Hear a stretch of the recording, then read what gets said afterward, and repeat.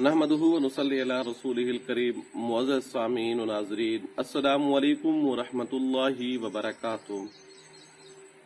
दोस्तों, जादू एक मुसल्लम हकीकत है। इसके ऊपर हमारी काफ़ी सारी वीडियोस आ चुकी हैं और आ भी रही हैं। इसकी काफ़ी सारी अक़साम के ऊपर हमारा काम जारी है और इंशाअल्लाह जारी रहेगा।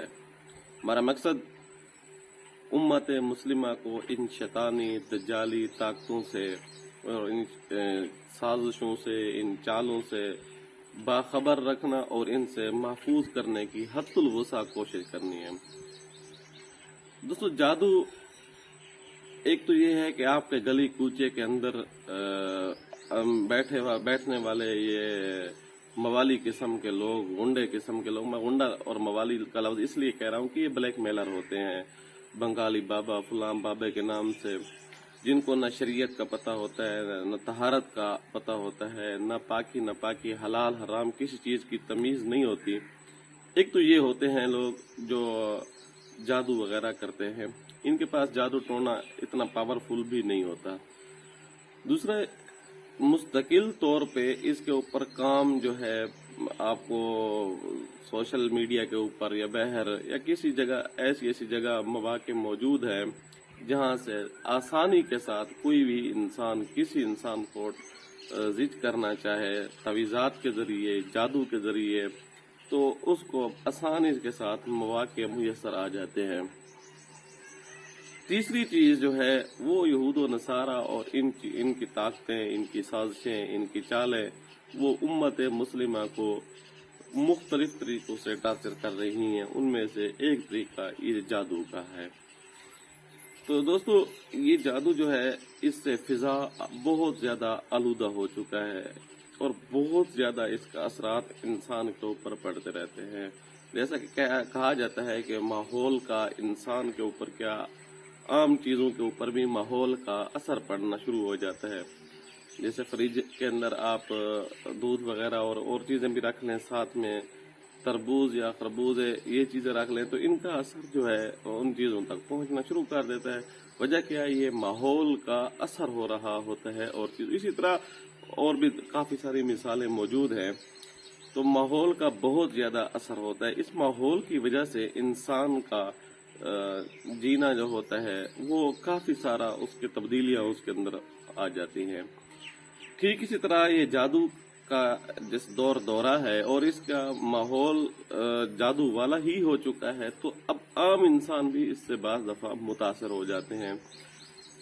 रेडियो पर लगे हुए फल, उनके ऊपर भी असर जाता है, सब्जियों के ऊपर भी इसका असर जाता है जो बहर तश्तज़बाम बिल्कुल सामने पड़ी होती हैं। तो जादू एक खुली हकीकत है और एक फिज़ाई तौर पे भी होता है, आम इंसान को अलग-अलग भी टच करता है।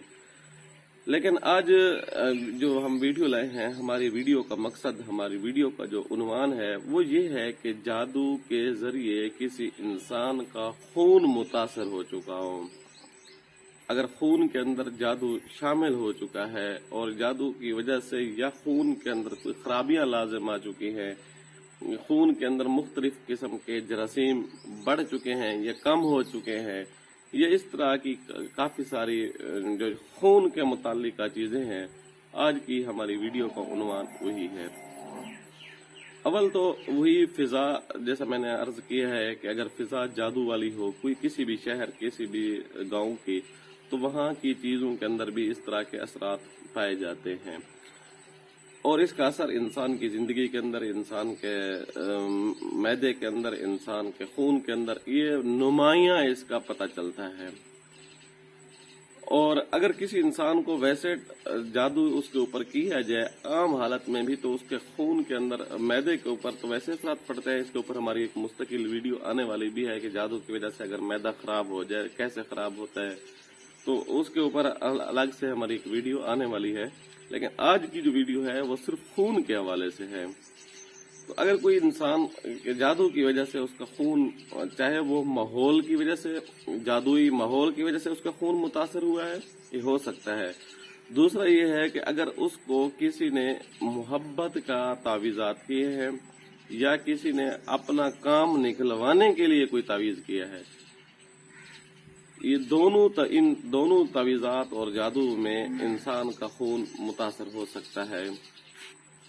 اور دوسری بات یہ ہے کہ خون متاثر ہونے کے لیے یہ جو جادوگر جادو کرتا ہے، تعویذ دیتا ہے، محبت کے ہوں یا کام نکلوانے کے ہوں یا کسی بھی اس حوالے سے جس کی طرف سے اس کا مزاج کو پھیرنا ہو، کس طرف اس کے مائنڈ کو پھیرنا ہو، تو اس میں یہ ہوتا ہے کہ یہ تعویذات کے ذریعے پیچھے شیاطین جو ہوتے ہیں وہ انسان کی ذہن سازی کرنا شروع کر دیتے ہیں۔ ذہن سازی کے لیے کبھی باہر سے وسوسے ڈال رہے ہوتے ہیں تو کبھی جسم کے اندر جا کر اس کا وساوس ڈال رہے ہوتے ہیں۔ وہ جب اندر جاتے ہیں تو ظاہر ہے اس کے اثرات پڑتے ہیں۔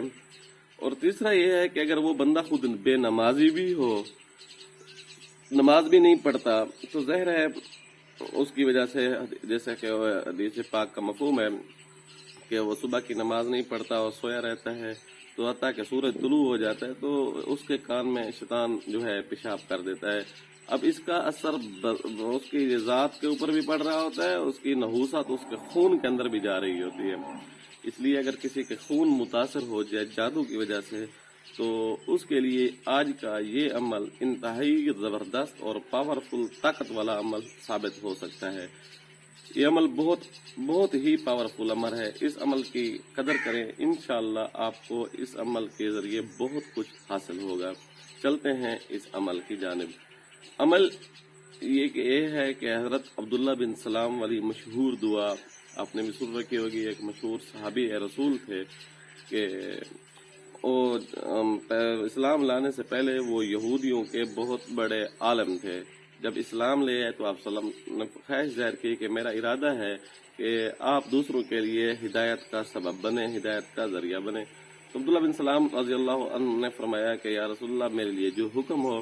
تو اب صلی اللہ علیہ وسلم نے یہود کا ایک وفد بلایا اور ان کو پردے کی اوٹ کے پیچھے چھپا دیا اور ان کو اسلام کی دعوت دی، انہوں نے اسلام قبول نہیں کیا۔ تو اب صلی اللہ علیہ وسلم نے فرمایا کہ اگر آپ کا جو عالم تھا بہت بڑا عبداللہ بن سلام، اگر وہ اسلام لے آئے تو نے کہا کہ ایسا ہو ہی نہیں سکتا کہ وہ اتنا بڑا عالم ہو کر آپ کے اوپر نعوذ باللہ معاذ اللہ اسلام لے کر آئے۔